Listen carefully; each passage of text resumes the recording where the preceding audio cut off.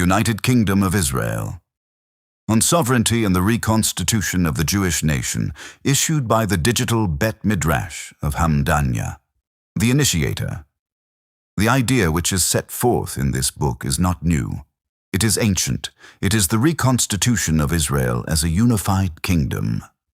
This idea does not arise as a response to persecution, nor is it derived from the persistence of anti-Semitism. Such conditions, though real, do not form the basis of what is written here. For the longest time, the Jewish question has been treated as a problem of external relations.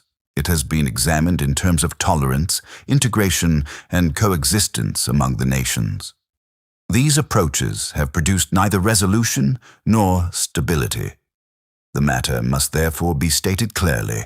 The question of Israel is not merely about existence, but about its form. It is a question of national interest. Where a people exists without unified sovereignty, there is fragmentation. Where there is fragmentation, there is instability. Where there is no binding structure, there can be no enduring continuity. This condition is no longer limited to Israel. In the West, societies fragment and lose their identity. In the East, alliances shift and reorder without stability. The global system no longer rests upon a single structure, but moves between competing forces without resolution. Israel stands within this condition, yet without a fully defined internal structure that corresponds to its own foundation of character. The consequences are not theoretical. A nation divided in its internal structure projects that division outward. Where there is no unified constitutional foundation, there is no unified people. Where there is no unified people, there is vulnerability. The division that manifested in the dispute over judicial reform made this condition visible in its most concrete form. The nation was no longer unified in its understanding of authority, law, and governance. This was not a passing disagreement, but a structural division. This division is not merely political, it is conceptual and can be approached in a logical, systematic way. The secular Jew cannot ignore that he owes his existence to the Torah and to the generations that did not abandon it. The religious man cannot ignore that the conditions of the world have changed and that he does not stand in the study hall of Pumbedita, but in his own land, bound by its obligations, its economy, and its public life. Where these two realities remain unintegrated, division persists. From such a condition, consequences follow in a direct and logical sequence. Division weakens cohesion. Weak cohesion produces exposure. Exposure invites enemies. The events of October 7th and the war that followed must therefore be understood within this sequence. They did not arise independently of internal division, but in a context in which that division had become undeniable. This is not a matter of accusation, but of pattern recognition. The absence of a unified constitutional order produces instability. Instability produces exposure. Exposure invites challenge. The conclusion is therefore necessary. The restoration of Israel as a kingdom must not be approached as a reaction, but as an establishment of proactive measures for improvement. The United Kingdom of Israel is defined as such an establishment. It is a sovereign national structure, unified in its governance, and grounded in a single constitutional authority.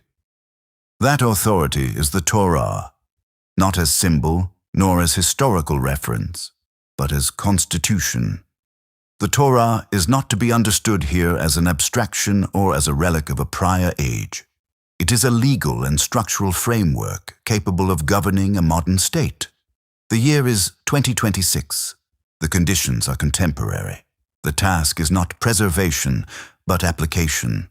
The Torah must be translated into governance, into institutions, into economic systems, into administrative and judicial structures.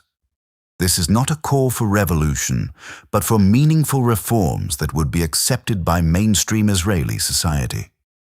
The structure of this book follows this principle. It is arranged according to the 613 commandments, each commandment forming its own tractate.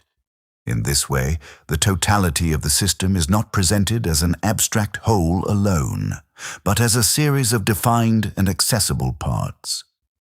Each reader will therefore encounter within it a point of relevance.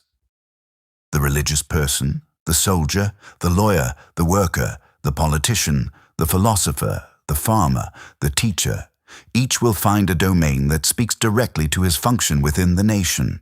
The immediate result is clear. Unity replaces fragmentation, structure replaces instability, and the conditions that lead to internal collapse are removed. Yet this is only the first effect. The deeper matter is that Israel, when aligned with its own law, assumes its natural position, not by assertion, but by function. A nation that unites law, identity, and governance becomes a point of reference among the nations. This is not the imposition of religion, but the demonstration of order.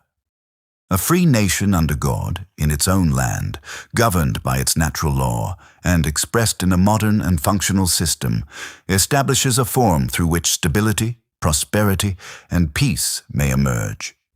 The question is not whether Israel can exist. It already does, and its future is already promised.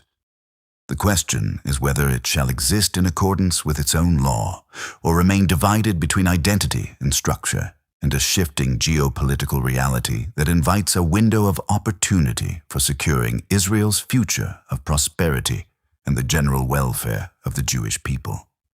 Such is the purpose of this book.